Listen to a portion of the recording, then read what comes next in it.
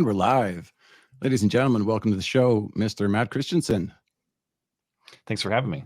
It's absolutely a pleasure. As we were just discussing before we started recording, you're one of my OGs. I've been watching you for as many years as I think I've been watching anybody, back when you were doing your like solo sort of breaking down whatever the news was of the day on, I think your channel had a different name before you went with Matt Christiansen. Am I correct there? Well, you're probably talking about what was like an awkward phase in my YouTube time, because I started out doing video game stuff, and it was all Call of Duty stuff, and then that kind of, I moved away from that, but I still wanted to be on YouTube, so I used my gamer tag, and my gamer tag was Skag3.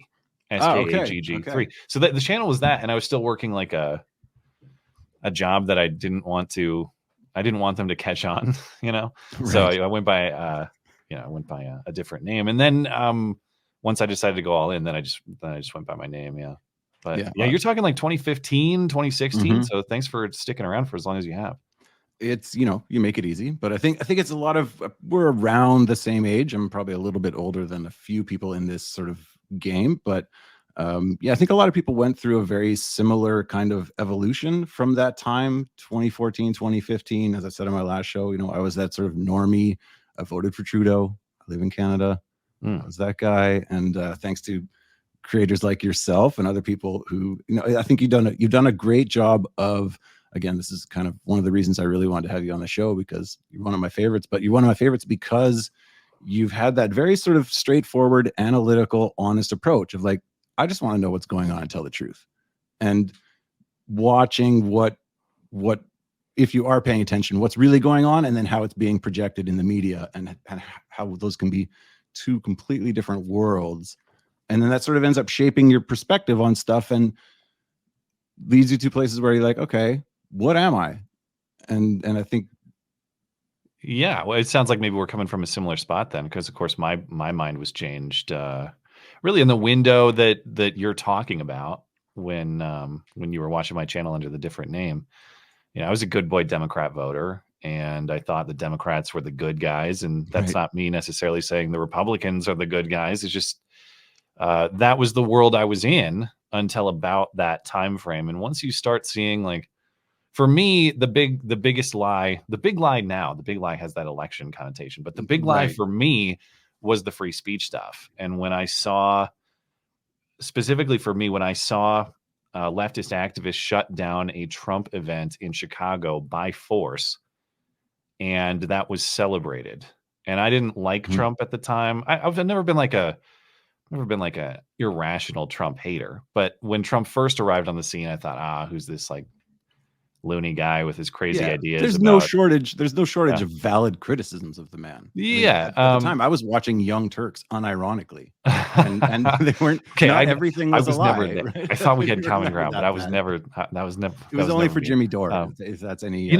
And maybe I'm too harsh on Jimmy Dore, because my first Jimmy Dore experience was seeing him spit on Alex Jones at the RNC. And I was actually at the RNC at the time. I was not at that event, but I was somewhere in the general vicinity of that. Yeah. And so I've always had a negative opinion of him because of that. But he seems I'm not a regular listener, obviously, but he seems fairly sane even to this day, or at least gets it on a lot of big topics. But yeah, for me, it was like, once I saw my team shutting down a politician's speech by force, and then everyone cheering that they had done this, that's when my mind started working. Like, okay, I know we don't like Trump, but are we really the shut down a guy's speech type people? And everyone's what if they're that wrong about that? What else are they wrong about? And it's been a perpetual chain ever since then. Yeah, well, even just to the my team comment, because being a liberal in 2000 to 2012, 13, like we weren't wrong that they were in a sense kind of the good guys. Like I was 20 years old to 21 in 2001 when 9/11 happened. I think that was 2001, right? Am I close there? And I learned about politics in the Bush era, and the conservatives were nuts. And so it was sort of that natural default. If you're a kid who doesn't really have much wherewithal and you're just sort of paying cursory attention to what's going on in the world, you're looking at these guys and they're straight up lying us into war.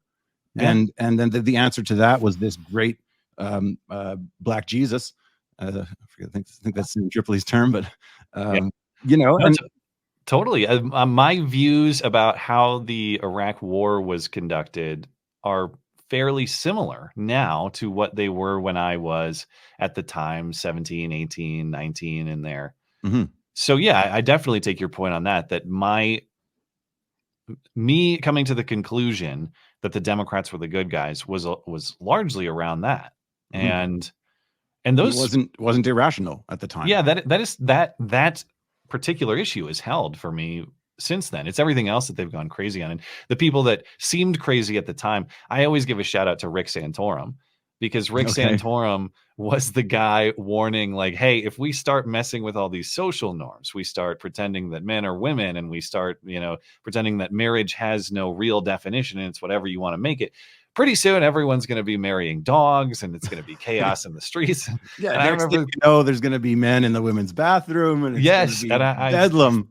was like, this guy's loony. It's just like gay people want to Yeah. get married, and that. I mean, I'm not even saying that gay marriage itself is the same thing as all of those necessarily, but the way that he warned about accepting certain premises leading to other crazy outcomes, I think has been Mhm. largely true. And so I look back at a lot of those people I considered to be like crazy Christian fundamentalist type people. I'm like, well, when you're right, you're right. You really called that one. I have to admit it. Yeah. Yeah. Then you get into the is it a broken clock kind of thing. Because as anyone who's been following my previous show knows, I was raised Christian fundamentalist very Hmm. strictly. And I kind of left that on my own and became the normie liberal, left what was a cloistered childhood and left everyone I knew behind to sort of go out into the free world. And Hmm. I thought I had found the good guys. And I was like, oh, because I wasn't a big fan of the Christians I grew up around, because like all people, they're also flawed.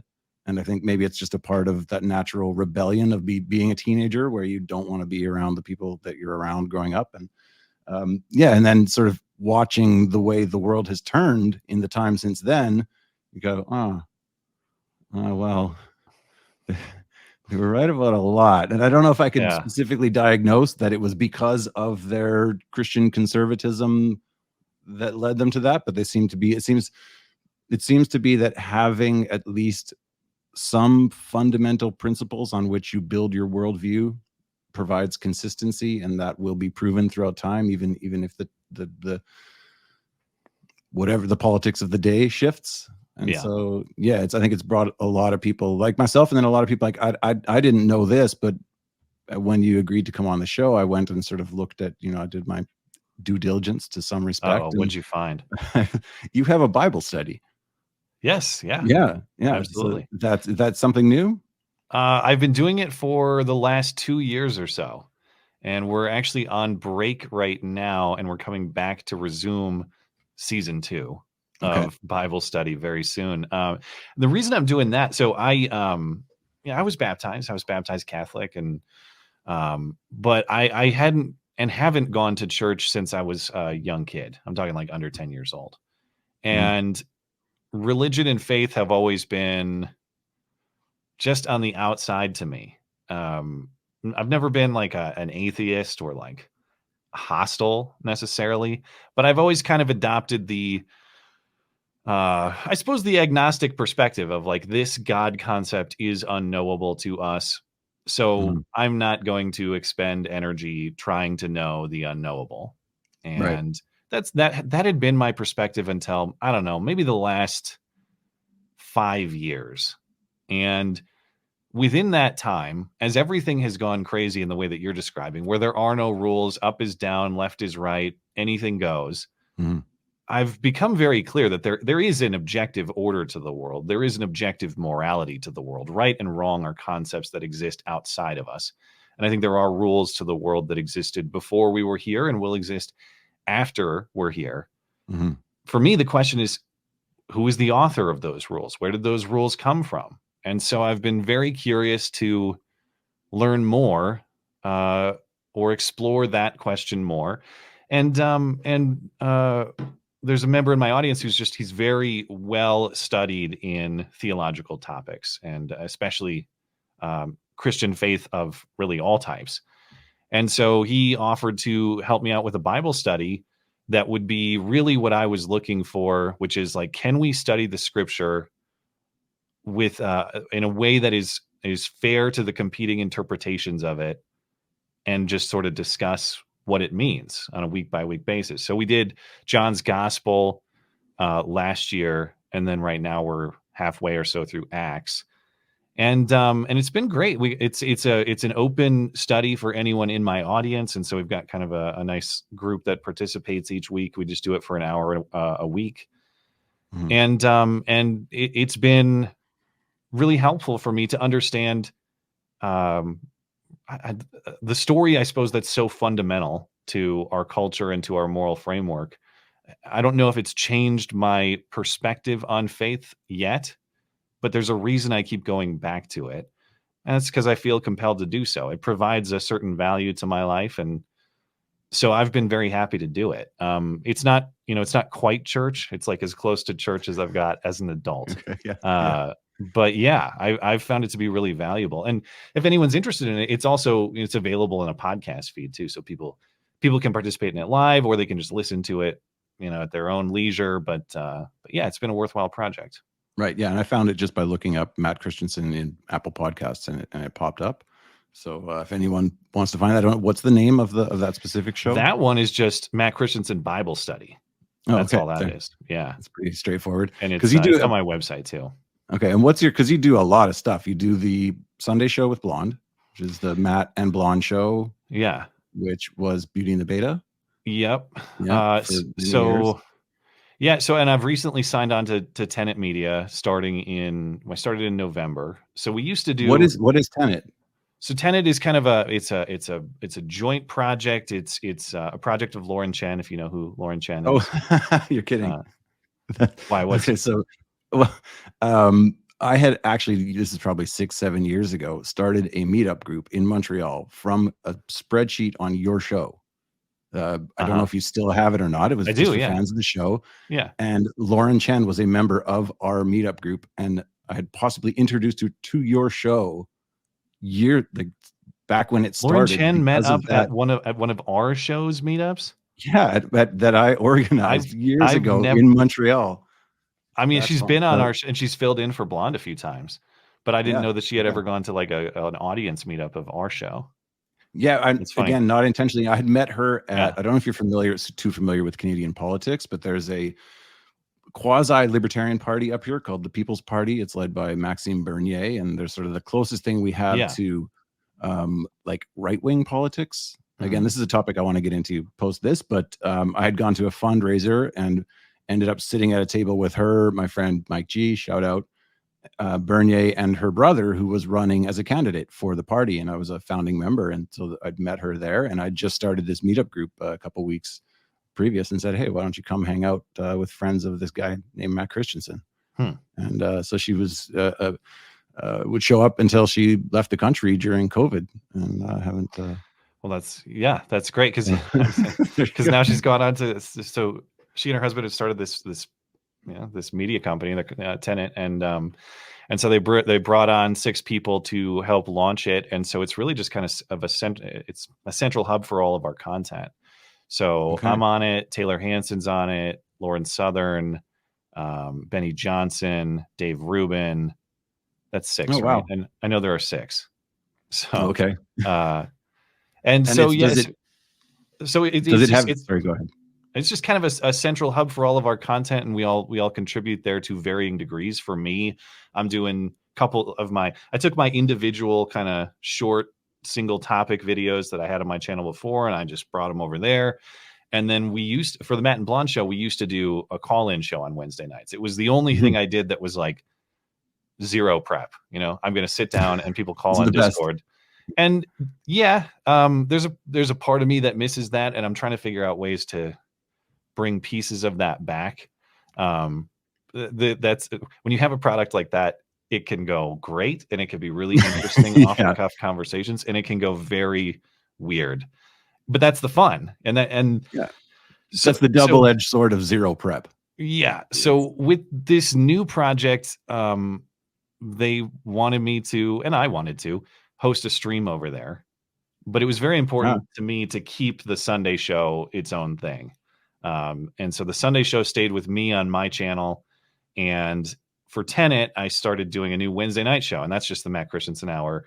And it's just me, obviously, and it's similar news breakdown, but I'm trying to do more interviews with it too. And specifically, I'm trying to get it's tough, but I'm trying to get people who are in news stories. Like I want to talk to people who are in the news or something interesting that's happening. It's not that I don't want to talk to other creators, and I do, but I'm hoping that I can get to a place long term where I have sort of a home to talk to people who are in these news stories that are interesting to me, and that's what I'm trying to build with it. But as I'm sure you probably understand, as someone who's trying to get guests, it's tough to do. So there's a lot of wrangling of people that's very difficult, and I hate doing that. Scheduling so I've got my producer Tim working on that for me. But that's another great thing about this opportunity is I'm able to kind of expand his role. He's the only thing close to an employee that I've ever had. He's like my part-time guy that helps out to do the stuff that I don't want to do, and he's been great. So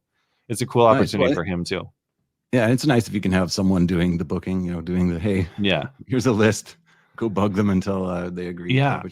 And I hate doing it. I like talking to people. I just hate the behind the scenes, like booking, secretary types. I hate that. I don't want to do that at all. So I don't. Okay. That's for me. It comes naturally because I work in real estate, and it's basically all you do all day. Yeah. And now I do it for a hobby as well. So that's excellent. Yeah. So like I'd mentioned before, again, we had talked about this previously just before jumping on. I think it'd be interesting to get your take on what seems to be I'm always trying to figure out two things. A, what the hell's going on? What are my politics? What does politics even mean? Because I don't know if it's just because of my innate proclivities, but I end up following certain people, agreeing with certain people. They all kind of tend to be that sort of around that Gen X millennial type age, guys with similar sort of histories growing up. Same thing like this. This is not a Christian show. I don't think of myself as an overtly religious person. I was raised that way. Obviously, the events of COVID have brought me back. Unlike you, I did go full Hitchens. Oh, really? I'm a recovering Hitchensite. But you've gone full circle back. Interesting. Yeah, in a sense, but not in a I don't like to preach. I'm more sort of just listen. What I saw during COVID seemed to be very clear to me, and I don't know exactly what was the progenitor of this, but the people who believed in God kept their sanity. And the people who had rejected him and adopted whatever politics kind of comes along with that, because it's like that Dylan song, you got to believe in somebody. Yeah. And if it's not God, then it's going to be Pfizer or communism or whatever it is, right? Yeah. And it really just seemed that basic to me. And I'm looking at it, I'm like, okay, well, I'm going to go with the sane people on this one. Yeah. And then it sort of piles up in a lot of ways. And then taking that same approach and looking at politics, I have a really hard time sort of figuring out, because especially what I want to get into, what's going on right now in the, if you want to call it, right-wing sphere with all these creators, like this sort of controlled demolition, civil war. I don't know what you want to call it, but shit's getting kind of ugly. And it's I wonder if that's just the inevitable consequence of this stuff sort of coming to the forefront and it being clear that, the Democrats are done, Canada, like the Liberals are done. That's toast. And now people are, I don't know if it's directly that they're vying for power, but it seems to already be turning on itself to some degree. And I look at this and I'm like, is that even are these people even conservative? And what is a conservative? And what is that?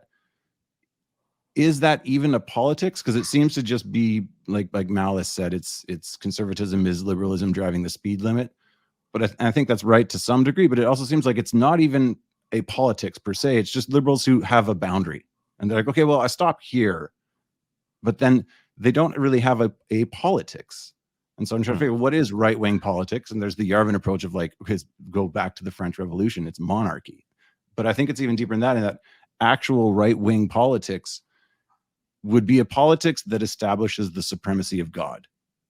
And when you have that, then you have that sort of that basis and that sanity that would get you through, again, something like COVID. And so I don't have a fully formed thought on any of this stuff, but that's kind of my approach. And what do you think of what's going on right now in the, I guess, the influencer right-wing sphere? So how do the politics of placing God first and foremost explain Candace Owens' Daily Wire and Steven Crowder, not gay Jared? Yeah. Just simple questions. Yeah, try to keep it an interesting basic for you. I don't know. I actually hesitate to believe that these are related events in some grand scheme. Maybe you're right that they're. I think that those two things happening right now are more coincidental than anything else. Maybe I'm naive in that, but I don't really think that there's like some big philosophical theme that explains that. Yeah.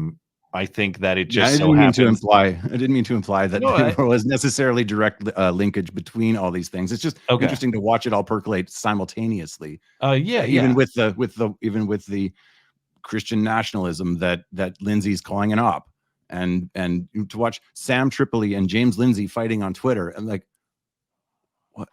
That has been interesting, and these are interesting events to watch too, from my perspective, because before we were live, I was mentioning, like, on my show last night, I talked for about a half hour about the Steven Crowder, not gay Jared feud. And that's partly because I have a small personal connection to it. And it's also just because I want to know the truth of what happened there. So yeah, I mean, there are a lot of questions I have about how all of that developed. But what's interesting to watch, just sitting back, rather than going on Twitter and, like, just running my mouth about whatever I think, because I do have thoughts about it and I express them. I enjoy just watching the community in which I exist go back and forth on it. And it's not that I can't handle any disagreement with my perspective. I can. In fact, I kind of like that, because it makes sure that I'm considering all pieces of the puzzle when I start to evaluate what I think of it. Mm-hmm. But I just like to see where there are these sort of wedge events like this, or events that split people within the same community, because I like to see how people I trust in a lot of other circumstances, if I can trust them in this one. And when I say trust, it doesn't mean like you must agree with me. Right. It's just like, through what framework do you analyze? Like, are you a jump the gun person? Are you like see one piece of evidence and snap judgment? Mm-hmm. Or are you someone who is thoughtful, careful?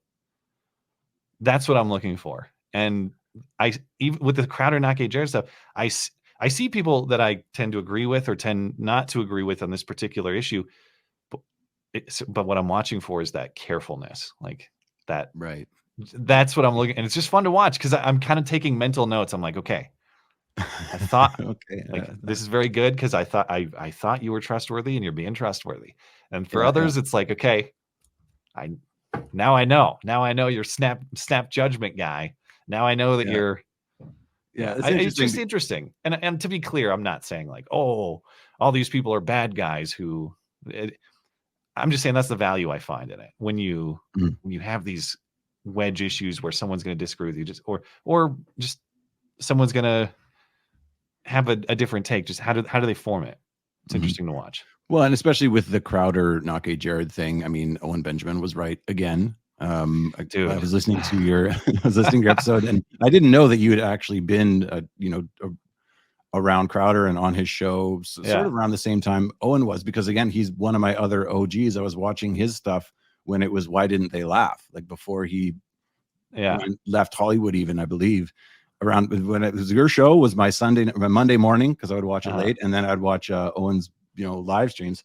And sort of, I remember when he went through that with Crowder and was like, the guy's a dick and he's being an asshole, and a lot of people turned on him then. Yeah. And even though I wouldn't say Owen's not necessarily someone who can be quick to judgment, he does seem to be proven right in the long term on a lot of things. I will agree. He's been on our show a couple times. He's fairly friendly with Blonde. I don't know him super well, but I've spoken with him a few times. And I will admit that at the split, when he split from Crowder, I've never been like hostile with Owen or thought that he was a bad guy or something. Mm-hmm. But I will definitely admit that I thought he was going pretty hard. And maybe he was. I mean, he still goes pretty hard. That's On just kind of Crowder? who, yeah, on Crowder. But Owen has just always Owen been goes kind of hard. Like, like, I don't I don't want think Owen there's mad on another. me or mad at me. Like I don't want that fight. Yeah, me But either. at the time, I It's thought like like, Eminem okay, and Owen. at the time, yeah, at the time, my read was like, this guy seems like he's kind of scorned, like he was burned and he's bitter about it. No, I mean now, I mean maybe there's some of that, but the substance of what he was saying, I think, is credible. And his account of what happened with Not Gay Jared, I mean, it seems like that's exactly what happened. It seems like his Yeah. knowledge of it was correct. So, yeah, hard to argue with. Yeah, and I don't think a lot of people could say they didn't see it coming too, because there seems to be, again, there's a lot of this stuff is legitimized. I never really watched Crowder. I found it like Mhm. he always looks like he's on the verge of tears for some reason, and it hit me the wrong way. I just couldn't. I thought you Couldn't Canadians find. stuck together. There's a lot of us.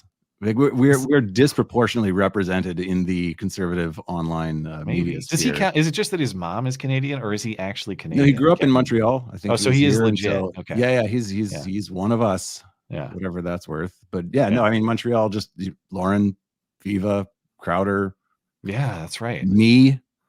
Yeah. Yeah, it's for some reason I don't know what it is. I think maybe because Canadians, we have that outsider looking in perspective, and so it allows something. I don't know. Yeah, I don't I know. can't answer for it, but Yeah. yeah, that's it. So what about the um there's I guess the Candace and Mm. Daily Wire thing, and that's a whole nother barrel of monkeys, one which I like to more watch than give an opinion on, especially Hmm. given the sort of intricacies of the different aspects to that sort of disagreement, because once you get into Israel Palestine, and there's a lot of people on the I guess you call it Christian nationalist right, the dissident right, who have their criticisms of the Daily Wire crew. And I'm always one of like, friends are better than enemies, and like you said, your approach is just to kind of watch and see if someone's being consistent and careful, and kind of make an educated opinion on them. But yeah, I don't know. How do you feel about these? Are these inherent divisions? Is this something that is inevitable? Well, it does frustrate me that the Israel Palestine thing seems to be inherent and an inherent division. And it's not because I demand a particular perspective on it. It's just because as an outsider and as an American, I'm frustrated to trying to understand why. Now, I understand from my own principles, as a general rule, in my view of foreign policy and our role in the international world, I really don't want to be involved in everyone's conflict. I don't want to be funding not only one side, but in a lot of cases, both sides of these wars. So that's where I come from. Like, it's not an like, I'm not telling you Israel must win, there must be a Palestinian state, or there must be, like, that can be resolved by the people who live there, as far as I'm concerned. But I don't Mhm. want any part in my money or my resources going there to prop up a particular outcome, or to destroy a particular place, or to kill particular people.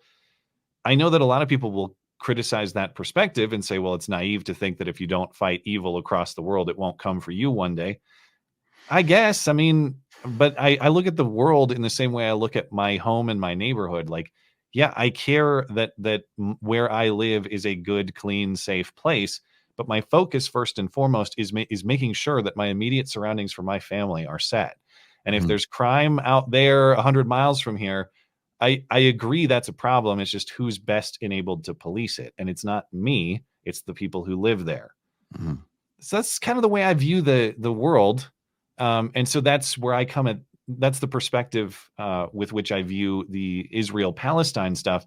But for whatever reason, like, and by the way, it doesn't bother me if you're the sort of person who is either like, no, we have to arm Israel to the teeth and make sure that they completely level Gaza, or if you're the sort of person that says, no, this is a genocide and Israel needs to be stopped. And all, like, I'm fine with either one of those perspectives. It is strange to me, though, that it's such a like that is a foreign conflict is such a point of division for uh, whether we're able to get along about American politics. Yeah. And Well, that's it. Except how people get so into it. That's what gets me. Is like, yeah, my wife's Israeli, and I'm not half as interested in this conflict as most people are, and neither is she. She's like, well, I live here, and that's, I mean, especially when it's something like this, where it's like, there's good and evil on both sides, and it's clear. And how are you gonna, and you're gonna be that, like, how could you have that steady of an opinion on something other than I like my board. I don't want to sell them the bombs and the aid. Like, just well, how that about we is the do business that neither, we're in now. right? Yeah. Yeah, yeah. And it Which is is similar to frustrating. Ukraine, same thing. And with the Daily Wire stuff, it's tough. Like everybody seems to believe it is the Israel stuff. This, as in Candace They're being controlled opposition, right? well, Candace being more Israel critical, or at least U.S. policy toward Israel critical, and that being unacceptable for most of the Daily Wire. And then there's the question of like, well, was she fired? Did she leave? We don't know. I really wish there was a little bit more transparency on it. I talked about this on the Sunday stream that we had. It's again, like, it's their company. That's not like they owe me an explanation of how that decision was made. But I think about this like in my relationship with Blonde, or even my relationship with Tenet, or any of these other places, people with whom I cooperate. Anytime you build an audience and people have an investment in that, I mean, like, not just that they support you financially, though that is part of it. I mean that, like, it's their routine. They listen to this show at this time and they're used to it. I just think it's a gesture of respect to that audience to say, hey, this is stopping, but here's why. And, it doesn't have to be like specific details about every little thing, but here's why this decision was made. And out of respect to you, the listener, it's just to tell you. And you may agree or you may disagree, but it's just to inform you. Like, if Blonde and I ever stop our show for whatever reason, whether it's because our careers diverge or because we're at each other's throats about, I don't know, Israel, Palestine, or whatever. Like, it would be my intent to just give the audience that final piece. Like, yeah, this is why, and we thank you for being a part of this, but we're going to move on to something else. If I was running the company, easy for me to say, because I'm not, and I've never managed anything of that, a business of that caliber. So who the hell cares what I think? But I would have gone with a more transparent approach. Maybe there's some reason why they can't, but anytime you don't explain in some detail, that's why people get all riled up, because that you're inviting them to theorize, you're inviting them to speculate. And then they feel burned as consumers of that product. Like, what, you don't care about me? You don't care that I've spent a bunch of money supporting it? You don't care that I listen to it every week? You're just going to tweet out like, Candace Owens is gone now. See ya. There's just kind of an inherent disrespect to that I don't like. But well, that's I mean, the I way can you want to run understand your it business. as I'm doing my own show now, and stuff happens and people go different ways, and I can understand the impetus to kind of not want to create whatever drama or throw blame or get into any of that, because I think it's sort of a sign of mutual respect. Although whatever the pre-existing establishment was should, again, I think you're 100% right, say something as long as it's truthful to clarify what happened. But I think just watching this, like, it reminds me when I started, what attracted me to the sort of right-wing sphere of content creation was that if you're watching what's going on the left with the news media and with everything else, and they're canceling anyone who didn't toe the line, and then on the other side on the YouTube or whatever it was, that sort of seemed to be this aura of freedom, and like anything goes, and we're we're the guys who let you say whatever the hell you want to say, and you're going to be cool with us. At least that was the pretense that they started under. And I guess that's what gives me this weird feeling, is watching it sort of break down, and you realize, like, oh no, there are lines, and people have their lines, and there are these that it's just as fractured as the other side. It just sort of had to come to a certain level of prominence for that to start to show up. And maybe that's inevitable. Well, and it's frustrating, and I guess many would say revealing, that line, at least in this context, is the interest of a foreign country or a foreign power. I understand that there are good reasons to have lines. if you're a publisher of a particular philosophy, you want to advance that philosophy. I mean, it's the same reason I suppose if I was setting up my own thing, I'm not that interested in working with, say, actual communists unless it's like a commie debate show. There are sort of line. Right. I'm not looking to censor commies either, but I may not want to work with So them. you would host Destiny? Why is he a commie? I don't know. I don't know. I don't know much. For anyone who hasn't watched the Destiny Destiny Peterson debate. I've seen clips. It does seem like it's I reserve comment. Just watch it. It looks, I mean, the whole thing just plays like a meme. He's talking really fast and Jordan Peters, well, why the hell not? Or whatever, just going off on match made in heaven. It was, it looks pretty hilarious. So I'll have to check that out. But anyway, the point I'm making is, like, philosophically, I get why you might have boundaries about with whom you're willing to work, or what ideas you'd like to advance and what you wouldn't. But man, is it frustrating when it's not necessarily an American interest that is that stopping point. It's the interest of a foreign power. And no, there's definitely I think that's what everyone's frustrated with, and the APAC influence and all kinds of stuff. And I think we should, again, Canada's got its own issues, but I think treason is something that should be given more weight these days. And like, it's okay. Listen. And again, someone in a mixed race marriage to someone with dual passports who's openly says, there's conflicts of interest, and there's the dual loyalty is not a anti-Semitic slur. These are real things, and they're real issues that people should be able to discuss without being called names. Yeah. And I don't think there's anything wrong with being loyal to your country and your people. And I think that the Americans are a people, and they do have the right to self-preservation and borders and all that kind of stuff, just like anybody else. And the sins of the father is, what was that? And a black eyes or something. I don't know. The black eye, is that how that goes? A lot of times, at least in our country's politics, we're dealing not with sins of the father, but sins of, like, your great granddaddy. Maybe those settlers, man. Yeah, I don't know, but we'll see. I think to tie those two together. I don't know if you've seen, but Candace is trying to recruit Hillary Crowder to do a show. No way. That will be very interesting if that happens. That will light the internet on fire. So we'll see if that comes to fruition. Yeah. Has Hillary ever done? I've only heard her name for the first time, I think, on listening to your show, which I wanted to throw you a compliment, by the way. I really like the way you structured the Matt Christiansen hour, because you do like a half hour of your own on the politics and then a half hour interview. I like that. I like that. Kind of like clean. It keeps it fresh. Yeah. I like to do that mix. I think that, an hour guest interview is great when the guest is up for that and there's something engaging and compelling to talk about. That's not always the case. And for me, like, I'm trying to talk to guests usually about a specific story, and I like to kind of have it in and out in 20 minutes, maybe a half hour. And and the other side of that is every week there's always something that I want to talk about. So I don't want to devote my time just to the guest interview. So that's kind of the reason I've tried to structure it the way that I have. But I appreciate that. I mean, I was sincere in what I was saying. Like, I have a personal, maybe even a slight emotional connection to this, but I'm really not looking to destroy someone. I'm not looking to make it some dunk contest. I want to know what happened. And the way I viewed those videos that Jared put out and that Gerald Morgan, Crowder's CEO, put out, they were almost like competing opening statements in a court case or something like that. So I kind of wanted to treat it that way. Like, all right, you guys have your say, and then let's think about what is missing in either case and sort of go through those. So that's kind of the way I wanted to structure it. And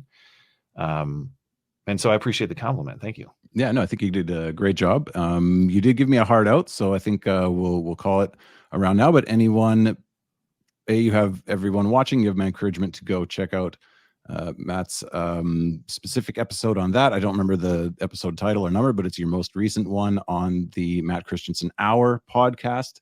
Go ahead and plug all of your shows, all the things that you do. I know we touched on each of them, but round it all up for everybody. Yeah. MattChristiansenmedia.com is where you can find everything I make. Matt Christiansen is Christian like the religion, SEN. And to simplify things, this may sound absurd, but someone a gag in my audience says your URL is, or a guy in my audience said your URL is too long. You need to simplify it. And back a little while ago, I think it was during Pride Month last year, PayPal. No, it wasn't PayPal. GoDaddy for Pride Month was offering .gay domains. And you could be like this .gay. Oh and so my God, I can't believe I missed that. Someone for me bought mattis.gay. And so if you go to mattis, does it point to Matt? It goes straight to my website, mattis.gay. You can find everything awesome. I make there. You just broke my heart of jealousy, and it was great. Like I love the bit. I lean into it. So that's awesome. All right. Well, thank you very much for coming on. The invite is open. Like you say, with this show, we don't really have an agenda. I just want to talk to people that I find interesting, and you're one of the best. So I can't thank you enough for showing up. Yeah. Thanks for hosting. And of course, thanks for tuning in as long as you have. I appreciate it.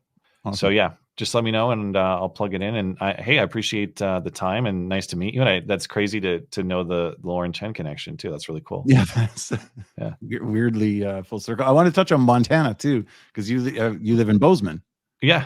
I have, unlike most people, because I'm from Saskatchewan, Canada. Mm-hmm. Yeah. And every summer we used to just drive southwest and hit like the road to the sun on the way to Helena. I don't remember the name of the town, but beautiful country. You're talking Glacier, going to Sun Road. Yeah. We honeymooned in Glacier. Oh, okay. Because we couldn't go anywhere because of Corona. Oh, so we stayed in Whitefish. You might be talking about Whitefish. Yeah, okay. I remember I was right by, there's a big dam, and it was something dam. Hungry Horse Dam? Yes. Yeah. Hungry Horse. Yeah. The very Montana name. I very rarely go to that part of the state, but we just moved last year and we were considering moving up to Flathead Lake, but we stayed in Bozeman, which I'm happy about because I love it here. Not that I would have been unhappy there. Bozeman's further south, right? Bozeman's like still in the mountains, or? Oh yeah. Yeah. Bozeman's kind of like the northwest corner of Yellowstone. So you're talking like Glacier National Park. We're down by Yellowstone. Yeah. Okay. And yeah, so really cool spot. I can't say enough about it. It's just too many of the wrong people moving here. So cost of living has gone crazy. That's everywhere right now. Yeah, but Bozeman's like, it's just that it's the cool spot for the coastal elites to come and just they're in the process. They're in the process of turning it south. But but there's always South Dakota. South Dakota's sweet. Yeah, we had considered the Black Hills too. I really like the Black Hills. So I don't know. Hopefully we'll be here long term, but who knows?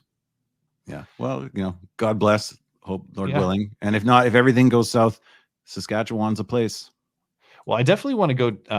I don't know much about Saskatchewan, but I've been talking about going up to like Lake Louise and stuff for a while. Yeah, that's beautiful. No, Saskatchewan is the shithole of the world. Never go there. There's nothing. It's farmers fields, I don't know, and that's it. I don't know what's there. It's probably like Canadian North Dakota, I'm guessing. Worse than North Dakota. Yeah, it's like North Dakota, but colder with more mosquitoes.